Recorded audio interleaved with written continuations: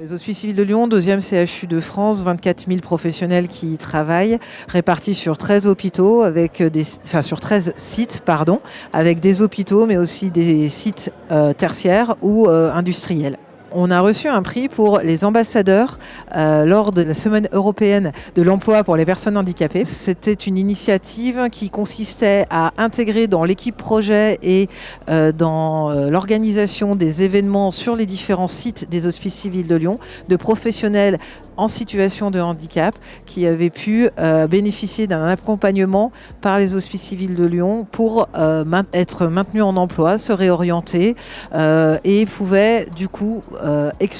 partager leur expérience auprès d'autres professionnels qui seraient aujourd'hui confrontés à des situations de devoir se réorienter, de mobilité subie et qui ne sauraient peut-être pas comment s'y prendre ou auraient des questions des enjeux administratifs qui peuvent concerner leur carrière aux enjeux d'accompagnement ou de dispositifs à mobiliser. En tout cas, c'est la première brique d'une logique de pérédance qu'on veut pousser davantage pour avoir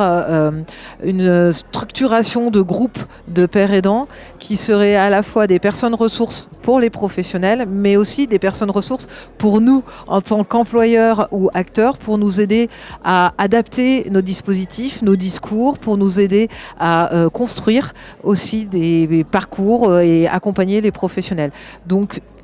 tout est devant nous, j'allais dire, et c'est vraiment les prémices de cette logique-là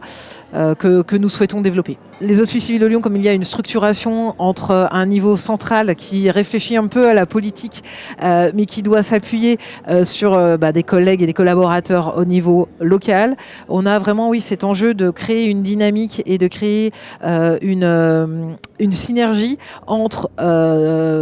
ceux qui ont le temps de réfléchir, de concevoir et d'avoir un peu les idées, mais pour que ces idées aient un sens et puissent être percutantes, il faut pouvoir donc avoir ce partenariat avec soit les directions locales des hôpitaux ou des sites, soit donc des professionnels, les acteurs, ce qu'on appelle nous les acteurs qui accompagnent les professionnels en situation de handicap, qui sont les conseillers formation carrière, les services de santé au travail, les assistantes sociales et les conseillers conditions de travail, qui sont autant de professionnels sollicités quotidiennement. Et cet ancrage au plus près du terrain, en lien avec les directions des ressources humaines locales, qui nous permet